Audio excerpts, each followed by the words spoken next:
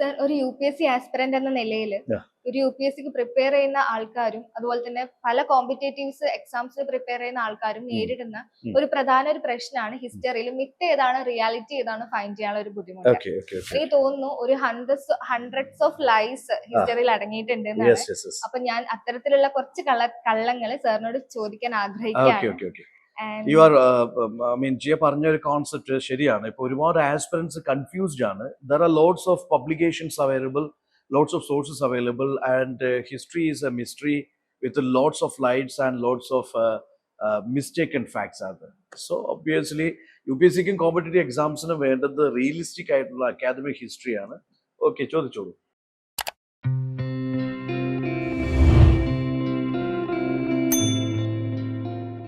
Sir, നമുക്ക് ചോദ്യം ചോദിക്കുമ്പോൾ ആൻഷ്യന്റ് ഇന്ത്യ മുതൽ തുടങ്ങാൻ ആഗ്രഹിക്കുകയാണ്. അപ്പോൾ first question, Aryans invaded India with war. Aryans invaded India with war during Harappans or destroyed Harappans. അതായത് ആര്യൻസ് യുദ്ധം ചെയ്ത് ഇന്ത്യ വെട്ടിപ്പിടിച്ചു അല്ലെങ്കിൽ ഹാരപ്പൻസിനെ നശിപ്പിച്ചു എന്നൊക്കെയുള്ള ഒരു കോൺസെപ്റ്റ് ആണ്.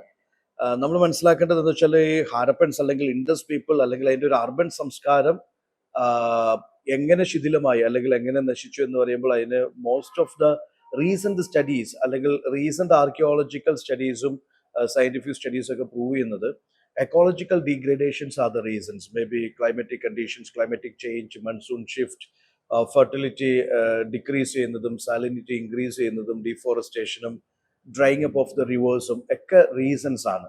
അല്ലെങ്കിൽ ഒരു കൃഷി ചെയ്യുന്ന രീതിയിലുള്ള മാറ്റം, അതായത് ഹയർ ഈൽഡിങ് ക്രോപ്സിന് പകരം lower yielding drought resistant crops cultivate ചെയ്യുക, ഇങ്ങനെയുള്ളതൊക്കെയാണ് മെയിൻ ആയിട്ടും ഈ ഒരു അർബൻ സംസ്കാരത്തിന്റെ ഡിക്ലൈന് കാരണമായിട്ട് ഹിസ്റ്റോറിയൻസും ആർക്കിയോളജിസ്റ്റും ഒക്കെ സൂചിപ്പിക്കുന്നത്, റീസെന്റ് സ്റ്റഡീസും സൂചിപ്പിക്കുന്നത്.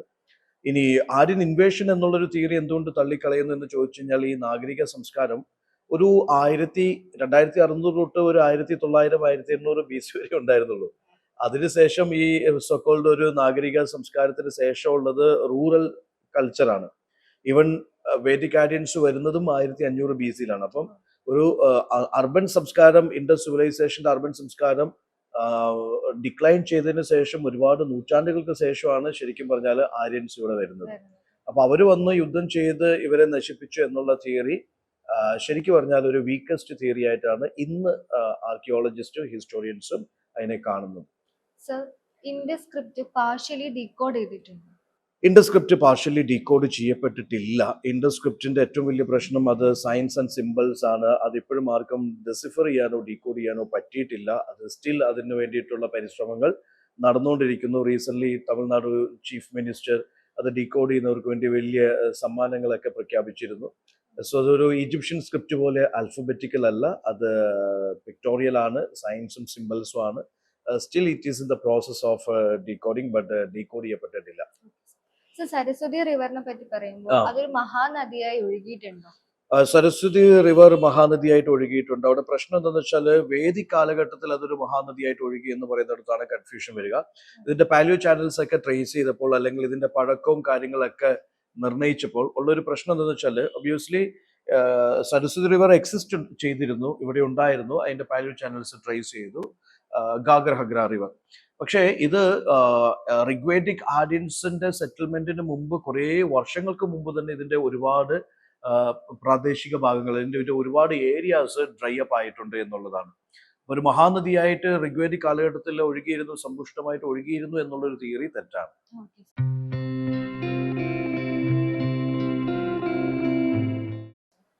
ഹാരപ്പൻസ് ഒരു വേദിക് ആര്യൻസ് ആയിരുന്നു. See, ഹാരപ്പൻ പീപ്പിൾ ആയിക്കോട്ടെ വേദിക് ആയിക്കോട്ടെ, ഇവർ രണ്ട് ഡിസ്റ്റന്റ് റേസ് ആയിട്ടോ ഡിസ്റ്റന്റ് കൾച്ചേഴ്സ് ആയിട്ടോ വേണം കരുതപ്പെടാനായിട്ട്. ഇപ്പൊ ആര്യൻസിനെ കുറിച്ച് ഒരുപാട് തിയറീസ് ഉണ്ട്. ആർട്ടിക് ഒറിജിൻ അല്ലെങ്കിൽ ടിബറ്റൻ ഒറിജിൻ അല്ലെങ്കിൽ Eurasian origin, central Asian origin, ഒരുപാട് തിയറീസ് ഉണ്ട്.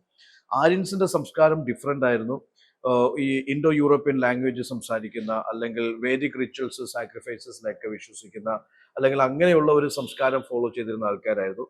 ഇൻഡസിന്റെ നമ്മൾ ചരിത്രപരമായിട്ട് ഇൻഡസിനെ പഠിക്കുമ്പോൾ അവരുടെ സംസ്കാരം, അവരുടെ ആചാരമനുഷ്ഠാനം, അവരുടെ സൊസൈറ്റൽ, എക്കണോമിക്കൽ, കൾച്ചറൽ ഫീച്ചേഴ്സ് ഒക്കെ ടോട്ടലി ഡിഫറെന്റ് ആണ്. അല്ലെങ്കിൽ ജനറ്റിക്കൽ സ്റ്റഡീസും DNA അനാലിസിസ് ഒക്കെ പ്രൂവ് ചെയ്യുന്നത് they were different cultures or distant races പക്ഷേ ലേറ്റർ സ്റ്റേജസിൽ എന്ത് സംഭവിച്ചിട്ടുണ്ടാവാം, ഒരു മിക്സ്ഡ്, കാരണം because of their mingling later Harappans and later Vedic people may be അങ്ങനെ ഒരു മിക്സഡ് കമ്മ്യൂണിറ്റിയോ അല്ലെങ്കിൽ മിക്സഡ് കൾച്ചറോ രൂപപ്പെട്ടിട്ടുണ്ടാവാം. Okay, sir. So Ashoka converted overnight after Kalinga. So ഈ ഓവർനൈറ്റ് കലിംഗ എന്ന് പറയുന്നത് തെറ്റാണ്. അശോകനെ സംബന്ധിച്ചുള്ള അശോകൻ ഘട്ടം ഘട്ടമായിട്ടുള്ള ഒരു ഷിഫ്റ്റാണ് അശോകന്റെ ലൈഫിൽ സംഭവിച്ചിരിക്കുന്നത്. തന്നെയല്ല, അശോകനെ സംബന്ധിച്ചിടത്തോളം അദ്ദേഹം ധമ്മ എന്നൊരു ഒരു റിലീജിയൻ ആയിട്ട് പ്രകീർത്തിച്ച ഒരു സംഭവമല്ല. It is a code of conduct. യുദ്ധമില്ലാണ്ട് സമാധാനത്തിന്റെ പാതയിൽ ജനങ്ങളെ അടക്കി ഭരിക്കാനുള്ള അദ്ദേഹത്തിന്റെ സോവർണിറ്റി മെയിൻറ്റെയിൻ ചെയ്യാനുള്ള അദ്ദേഹത്തിന്റെ ഒരു അഡ്മിനിസ്ട്രേറ്റീവ് വെപ്പൺ ആയിട്ട് നമുക്ക് ധമ്മേനെ വിശേഷിപ്പിക്കാം. കാരണം കലിംഗ വെട്ടിപ്പിടിച്ചതിന് ശേഷം അദ്ദേഹത്തിന്റെ സൈന്യത്തെ പിരിച്ചുവിട്ടിട്ടില്ല. ഇനി അദ്ദേഹം ധമ്മ എന്ന് പറയുന്ന ഒരു പോളിസി ഇമ്പോസ് ചെയ്യുമ്പോൾ അത് ഫോളോ ചെയ്യാത്ത ആൾക്കാരെ പണിഷ് ചെയ്യാനും മറന്നിട്ടില്ല.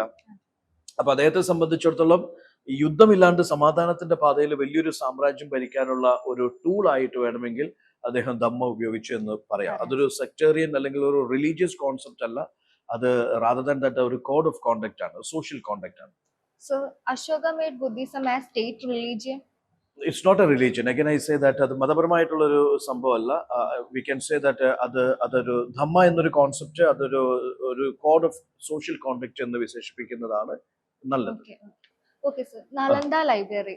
അതൊരു 3 months ബേൺ ചെയ്തിട്ടുണ്ട്. അതും ഒരു എക്സാജറേഷൻ ആണ്. നമുക്കറിയാം Nalanda university one of the ancient biggest യൂണിവേഴ്സിറ്റീസോ ലേണിംഗ് സെന്ററോ ആയിട്ട് വിശേഷിപ്പിക്കപ്പെടുന്നുണ്ട്. അത് സത്യമാണ്.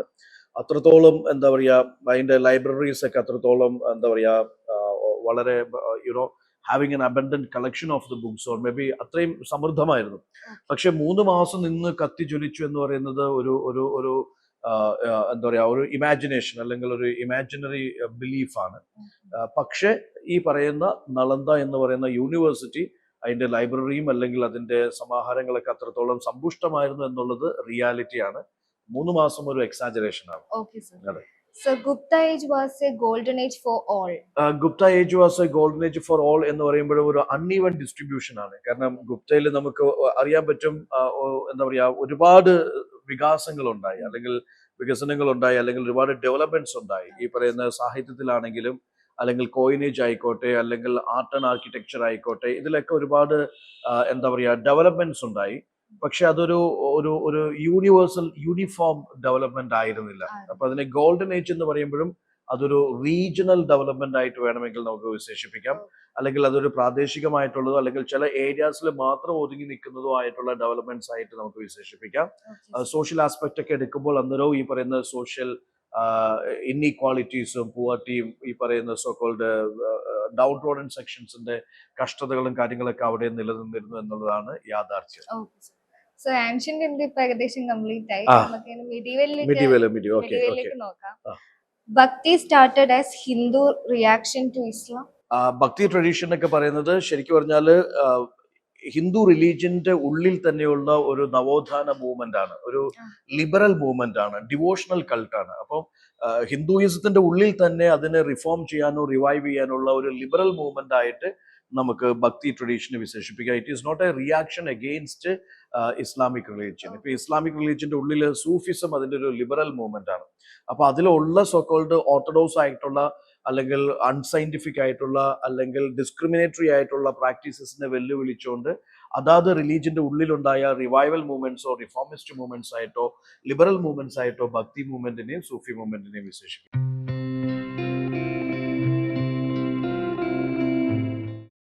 സതി എന്നുള്ള ഒരു കോൺസെപ്റ്റ് ഇന്ത്യ ഒട്ടാകെ വ്യാപിച്ചിട്ടുണ്ടായിരുന്നു. ഓക്കെ, സതി എന്നുള്ളൊരു കോൺസെപ്റ്റ് അതും ഒരു പരിധി വരെ നമുക്ക് പറയാം. ഇപ്പോൾ റൈറ്റേഴ്സിന്റെയോ ഹിസ്റ്റോറിയൻസിന്റെ ഒക്കെ ഒരു ക്രിയേറ്റീവ് ഒരു സബ്സ്റ്റിറ്റ്യൂട്ട് ആയിരിക്കാം. അല്ലെങ്കിൽ സതി എന്നുള്ളത് നമുക്കറിയാം ഒരു നേരത്തെ തൊട്ടേ ഇങ്ങനെ സ്ഥിരമായിട്ട് പ്രാക്ടീസ് ചെയ്തു വന്നൊരു സംഭവമല്ല.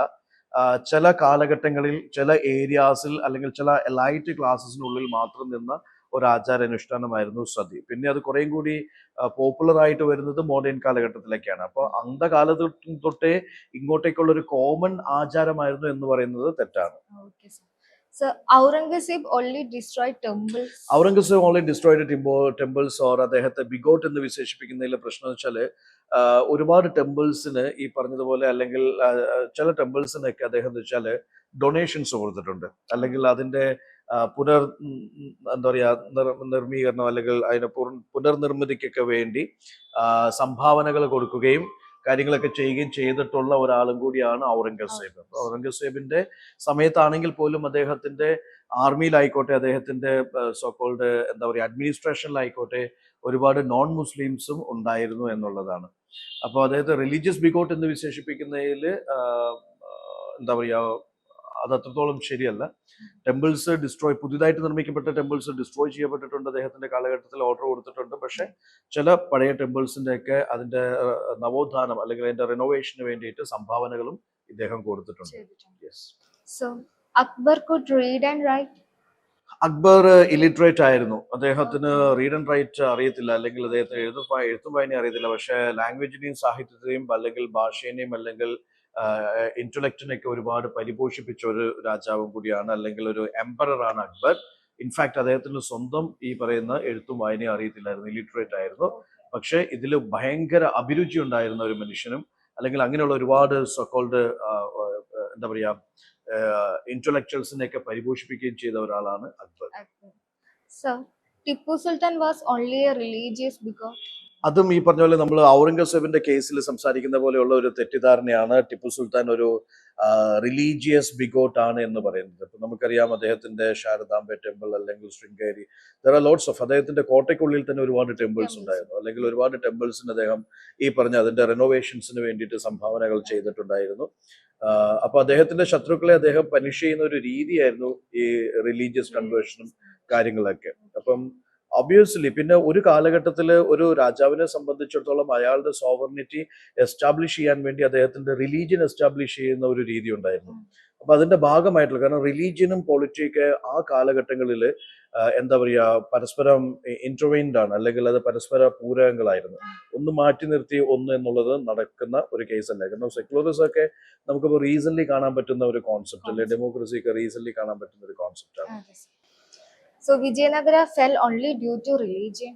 വിജയനഗര എംപയറിന്റെ ഒരു വീഴ്ച എന്ന് പറയുന്നത് ഒബ്വിയസ്ലി എപ്പോഴും നമുക്കറിയാം സാമ്രാജ്യ ശക്തികളിലൊക്കെ ഒരു മൊണാർക്കിയൽ സ്റ്റേറ്റിന്റെ ഒക്കെ പ്രശ്നം അതിന്റെ റൂളേഴ്സ് വീക്ക് ആണെന്നുണ്ടെങ്കിൽ സാമ്രാജ്യം തകരും. പിന്നെ സാമ്പത്തികമായിട്ടുള്ള ഈ പറയുന്ന പ്രതിസന്ധികൾ വലിയൊരു കാരണമാണ്. അല്ലെങ്കിൽ ഡീമൊബിലൈസേഷൻ അല്ലെങ്കിൽ ഡീമിലിറ്ററൈസേഷൻ ഇതൊക്കെ ഒരു കാരണമാണ്.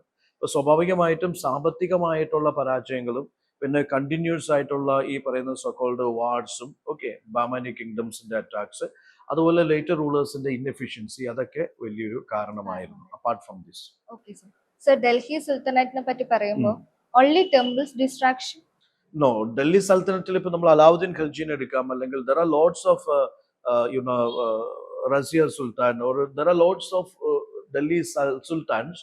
അവര് ഈ പറയുന്ന സൊക്കോൾഡ് ഒരുപാട് വർക്ക്സുകൾ, ഐ മീൻ ഇൻഫ്രാസ്ട്രക്ചറൽ വർക്ക്സും അല്ലെങ്കിൽ പബ്ലിക് ബിൽഡിങ്സ് അല്ലെങ്കിൽ ഈ പറയുന്ന പോലെ മാർക്കറ്റ് റിഫോംസ്, അങ്ങനെ ഒരുപാട് കാര്യങ്ങൾ ചെയ്തിട്ടുണ്ട്.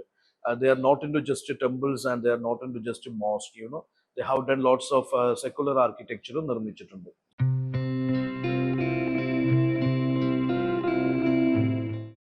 So when we come to modern history, 1957 Plassey was won by British bribery. Plassey is actually ഒരു എന്താ പറയുക ഒരു ചതിയുടെ കഥയാണ് പ്ലാഷി എന്ന് പറയുന്നത്. ഇപ്പോൾ സിറാജുദ്ദൗലനെ അദ്ദേഹത്തിന്റെ തന്നെ റിലേറ്റീവ്സും അദ്ദേഹത്തിന്റെ സൈന്യത്തിന്റെ ഹെഡും ഈ പറയുന്ന ബാങ്കേഴ്സും അങ്ങനെയുള്ള കുറെ ആൾക്കാര് ചതിച്ച് ഒറ്റപ്പെടുത്തി തോൽപ്പിച്ച യുദ്ധമാണ്. അവർ ബ്രിട്ടീഷുകാരുടെ കൂടെ കൂടി ഇദ്ദേഹത്തെ തോൽപ്പിച്ച യുദ്ധമാണ് പ്ലാഷി. സോ പ്ലാഷി ബ്രിട്ടീഷിനെ സംബന്ധിച്ചിടത്തോളം ഗ്രേറ്റ് മിലിറ്ററി വിക്ടറിന്റെ ഒരു യുദ്ധമായിരുന്നില്ല.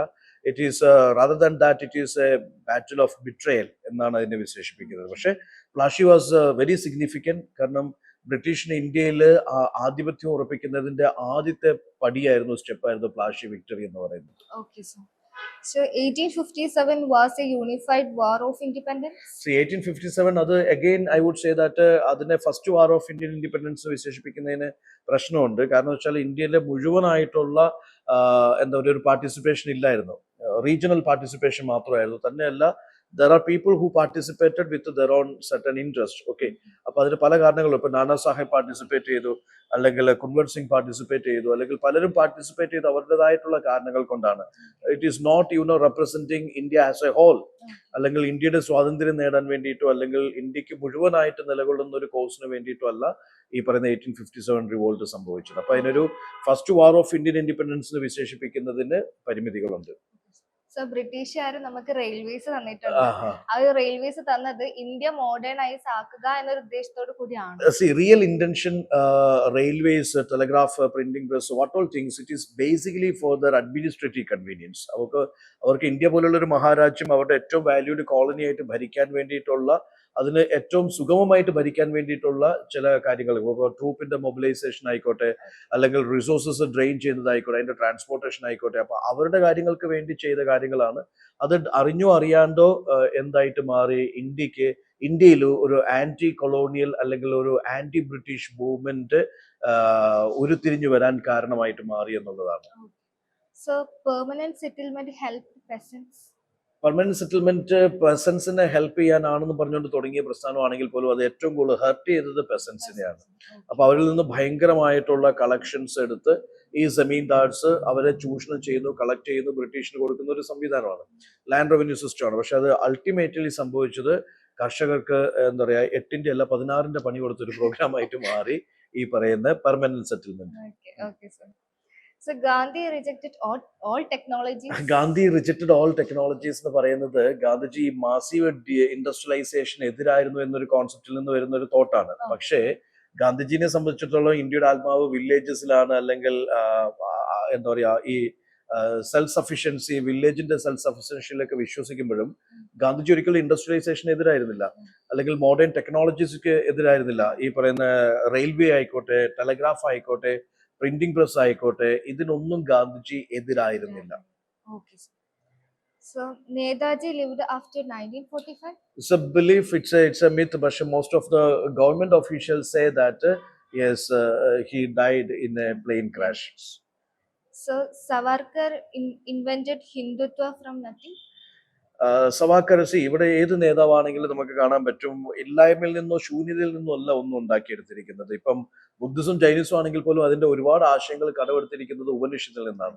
ഇവിടെ ഒരുപാട് പ്രസ്ഥാനങ്ങൾ ഉണ്ടായിരിക്കുന്നതും അതിന് മുമ്പേ നിലനിന്നിരുന്ന ചില ഡോക്ട്രിൻസിൽ നിന്നാവാം, ഐഡിയോളജീസിൽ നിന്നാവാം, മൂവ്മെന്റ്സിൽ നിന്നാവാം. സോ ഇദ്ദേഹത്തിന്റെ ഒരുപാട് ആശയങ്ങളും ഈ പറയുന്ന അതിന് മുമ്പുണ്ടായിരുന്ന കുറെ പ്രസ്ഥാനങ്ങളുമായിട്ട് കണക്റ്റഡ് ആണ്. ആര്യ സമാജ് ആയിക്കോട്ടെ, ബ്രഹ്മ സമാജ് ആയിക്കോട്ടെ, കുറെ കോൺസെപ്റ്റ്സിൽ കണക്റ്റഡ് ആണ്. സോ ഒരു കോൺസെപ്റ്റ് ആണ് Nehru alone lost Kashmir. Nehru alone lost Kashmir is again a myth. കാരണം അവിടെ മഹാരാജാവിന്റെ ഇൻസ്റ്റന്റ് റെസ്പോൺസസിന്റെ ഡിലേ ഒരു റീസൺ ആവാം, ട്രൈബൽ റെയ്ഡ്സ് ഒരു റീസൺ ആവാം, ഇനി അതുമല്ലെങ്കിൽ UN പൊളിറ്റിക്സ് ഒരു റീസൺ ആവാം. അപ്പൊ ഇതെല്ലാം കൂടി ചേർന്നാണ് ലൈക്ക് എന്താ പറയുക ഒരു കാശ്മീർ ലോസ്റ്റ് എന്നൊരു കോൺസെപ്റ്റിലേക്ക് എത്തുന്നത്. നെഹ്റു എലോൺ ഈസ് റീസൺ എന്ന് പറയുന്നത് അഗൈൻ ഹിസ്റ്റോറിക്കലി തെറ്റായിട്ടുള്ള ഒരു ഫാക്റ്റാണ്. So then Quit India movement was leaderless Chakos. Quit India is leaderless എന്ന് പറയുമ്പോഴും അത് ഒരു ഒറ്റ നൈറ്റിൽ ക്വിറ്റ് ഇന്ത്യ അനൗൺസ് ചെയ്ത ഒറ്റ നൈറ്റിൽ തന്നെ എല്ലാ ലീഡേഴ്സിനെയും സിംഗിൾസിയും ബ്രിട്ടീഷ് അറസ്റ്റ് ചെയ്ത് ആർക്കും അറിയില്ലാത്ത ജയിലുകളിലാക്കി, അല്ലെങ്കിൽ അവിടെ എവിടെയെങ്കിലും എല്ലാം പാർപ്പിച്ചു. അങ്ങനെ പറയുമ്പോഴും അതൊരു സ്പോണ്ടേനിയസ് മൂവ്മെന്റ് ആണ്. പക്ഷേ അതിന് ലീഡേഴ്സ് ഉണ്ടായിരുന്നു. ഇപ്പൊ ഈ പറയുന്ന നമ്മുടെ അരുണ അസഫ് അലി പോലുള്ളവരെ കുറിച്ചൊക്കെ നമ്മൾ കേട്ടിട്ടുണ്ട്. സോ അതിന് അണ്ടർഗ്രൗണ്ട് ലീഡേഴ്സ് ഉണ്ടായിരുന്നു, അല്ലെങ്കിൽ അണ്ടർഗ്രൗണ്ട് ആക്ടിവിറ്റീസ് ഉണ്ടായിരുന്നു, അല്ലെങ്കിൽ ഈ പറയുന്ന സീക്രട്ട് സൊസൈറ്റീസ് ഉണ്ടായിരുന്നു, അല്ലെങ്കിൽ ലീഡർലെസ് എന്ന് പറയുമ്പോഴും ഈ പറയുന്ന ലോക്കൽ ലീഡേഴ്സ് ഉണ്ടായിരുന്നു, അല്ലെങ്കിൽ അതിന് കൃത്യമായിട്ടുള്ള ഈ പറയുന്ന പ്ലാനിങ്ങും അല്ലെങ്കിൽ അതിന്റെ എക്സിക്യൂഷൻസും ഉണ്ടായിരുന്നു. അതിന്റെ ബെസ്റ്റ് എക്സാമ്പിൾ ആണ് ഈ underground activities which coordinated these quit India activities. അത് എക്സ്പ്ലോഷൻസ് ആയിക്കോട്ടെ, റെയ്ഡ് ആയിക്കോട്ടെ, വാട്ട് ഓൾ തിങ്സ്, അതിന് കൃത്യമായ ഒരു ഓർഗനൈസേഷണൽ ബാക്കപ്പ് ഉണ്ടായിരുന്നു. മെയിൻ ലീഡേഴ്സ് ജയിലിലായിരുന്നു, പക്ഷെ ലോക്കൽ ലീഡേഴ്സ് ഉണ്ടായിരുന്നു, റെവല്യൂഷണറി ലീഡേഴ്സ് ഉണ്ടായിരുന്നു. Okay, thank you. അപ്പൊ ഇത് ജിയ ചോദിച്ചത് എന്തായാലും നന്നായി. ഇതുപോലെ നൂറുകണക്കിന് സംശയങ്ങൾ ഇനിയും ഒരുപാട് ആസ്പിറൻസിനുണ്ടാവും. അപ്പൊ നമുക്ക് സമയം കിട്ടുന്ന അനുസരിച്ച് ഈ ഒരു സീരീസ് നമുക്ക് കണ്ടിന്യൂ ചെയ്യാം. ഓഡിയൻസിനും നിങ്ങൾക്കും എന്തെങ്കിലും ഡൗട്ട്സും കാര്യങ്ങളൊക്കെ ഉണ്ടെങ്കിൽ you can directly ask to us. We are very happy to clear your doubts. So thank you so much. Let's wind it up. Okay, sir. Thank you.